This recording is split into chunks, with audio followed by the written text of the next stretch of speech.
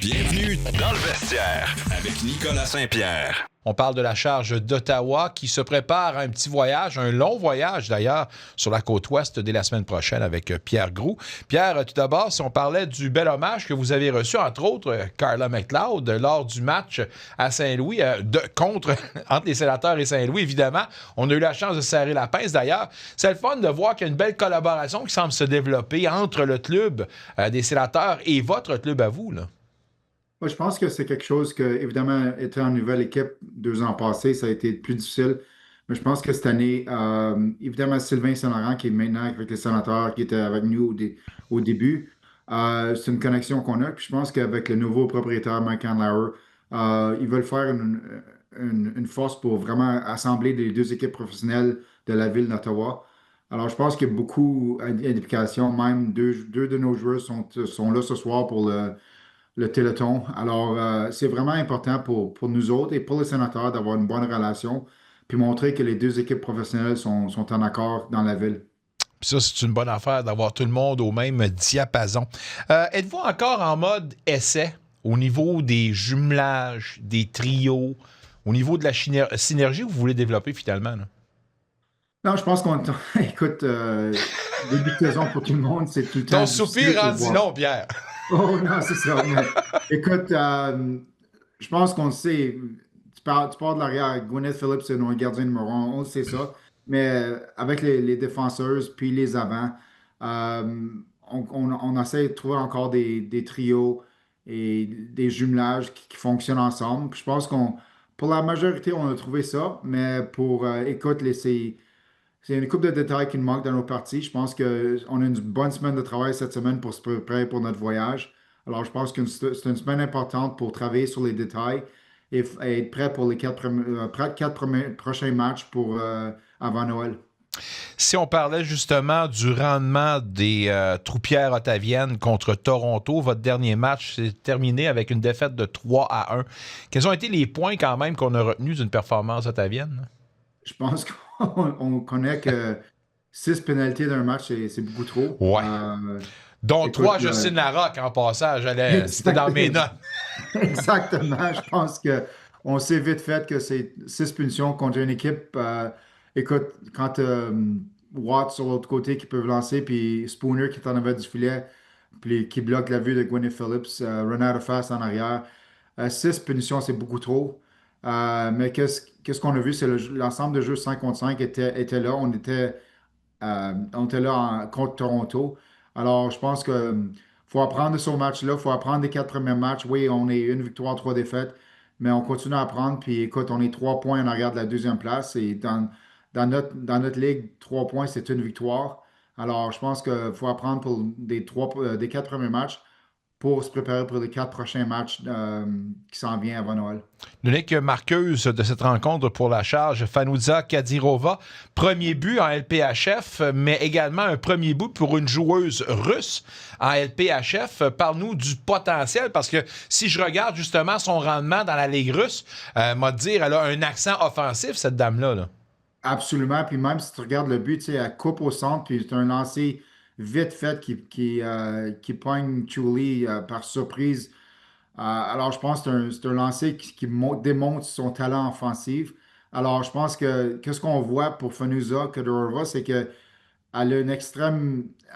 Elle excelle en offensive, mais c'est une joueuse russe qui joue un jeu dur. Dans les coins, elle sait qu'est-ce qu'elle doit faire, mais talentueuse, puis je pense que des grandes choses vont venir pour elle. À un moment donné, on disait que le style nord-américain au hockey, je parle des hommes, était très différent du style européen et peu importe, dépendamment de la région que tu venais. On sait tous maintenant, ou on a tendance à dire que le hockey est beaucoup plus universel. Les tendances sont pratiquement les mêmes, peu importe d'où tu viens. Or, si on fait la comparaison entre le talent, justement, en Amérique du Nord chez les femmes et celui qu'on retrouve en Russie puis en Europe, est-ce qu'on voit encore une fois une grosse différence dans le style où tu parles de l'aspect physique de Kadyrova qui nous dit que peut-être elle est plus au diapason du style nord-américain?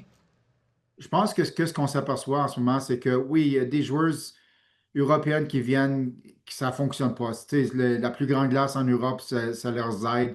Il y a plus de place, mais Le plus qu'on voit, c'est que les meilleures joueuses européennes qui viennent dans notre circuit, ils voient qu'ils sont capables de jouer le jeu physique, qui sont ici. Puis tu vas voir, même OK, pour les championnats du monde, les Olympiques, pour les femmes, évidemment, les États-Unis et le Canada sont les deux meilleures équipes, mais la Tchèque, la Finlande, la Suède se rapprochent vitement pour compétitionner contre ces équipes-là.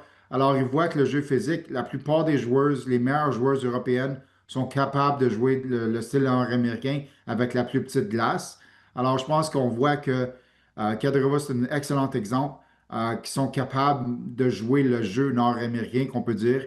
Mais je pense que, écoute, le talent, vu que la Ligue s'établit, les meilleures joueuses européennes veulent venir dans notre Ligue pour démontrer leur talent. Il y a la série de rivalité qui va reprendre de l'action pour les deux prochaines rencontres, une qui aura lieu ce mercredi. Je ne sais pas si on a écouté nos directives ou nos commentaires il n'y a pas 2 semaines, mais il semble y avoir une plus belle représentation de la charge au niveau des deux équipes nationales, autant américaines que canadiennes. Brianne Jenner, d'ailleurs, qui sera là, Emily Clark et Jocelyn Larocque qui vont faire partie de l'équipe canadienne. C'est un faux pas qu'on a corrigé, selon toi, ou c'était déjà dans les livres? Non, je pense que c'était dans les livres, honnêtement. Je pense qu'ils voulaient voir les jeunes joueuses canadiennes, voir qu'est-ce qu'ils pouvaient faire, vu qu'ils ont perdu, je pense, les 2 matchs. Ils ont vu qu'ils ont besoin Ouais. pour s'en venir. Mais je pense que, écoute, Brianne Jenner est première dans la ligue, comme tu vois sur l'écran, dans les points. Alors, je pense que son jeu a déterminé qu'elle doit être là. Emily Clark, on sait qu'est-ce qu'Emily peut faire. Puis Jocelyn Larocque en arrière. Et écoute, est solide pour la défensive. Moins le match à Toronto pour 3 punitions qu'on s'est dit. Mais, puis écoute, Rory Gilday va être là pour les États-Unis et Gwyneth Phillips. Puis un petit point de presse pour toi, Gwyneth Phillips, elle va jouer demain soir. Oh, thank you very much. On va le prendre. Un peu comme, je sais pas, peut-être que tu es un petit peu plus éloigné, mais à l'approche, évidemment, des Olympiades, puis alors qu'on parle des dimensions de la glace, puis des appréhensions et tout ça, je sais pas, ça a l'air d'être fluide du côté des joueurs de la Ligue nationale de hockey. Vous autres, de la LPHF, est-ce que vous voyez quelques problèmes que ce soit, ou pour un peu comme le même discours que la Ligue nationale, on s'attend à quelque chose de bien, puis that's all, là? Non, je pense que les joueurs ils sont excités d'aller pour les Olympiques. Je pense que tu parles à n'importe quelle joueuse qui vont jouer pour leur équipe nationale. Je suis excités de représenter leur pays. Alors que la glace soit un peu plus petite ou qu'est-ce que tu veux dire? Peut-être la zone neutre va être un peu plus moins écartée. Écoute, c'est ça qui est ça. Toutes les équipes vont jouer sur la même glace, alors c'est égal pour tout le monde. Ça va permettre à Rory Gilday peut-être d'aller pincher une coupe de joueuses. Ça me fait rire quand tu réagis de même, parce que Pierre, on pense probablement à la même affaire. N'est pas loin le jour où un peu comme Mark Borowiecki avec les sénateurs, Rory Gilday. Absolument. Puis écoute, tu sais, dans les pratiques, des fois, elle peut aligner quelqu'un puis elle laisse aller.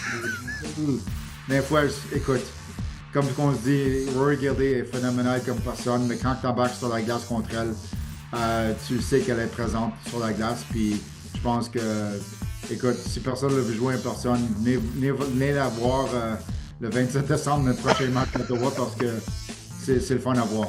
On va peut-être donner un petit cadeau aux partisans qui seront là avec une grosse mise en échec en plein centre de la patinoire. Open Ice Hit! Un retour sportif 100% local dans le vestiaire avec Nicolas Saint-Pierre.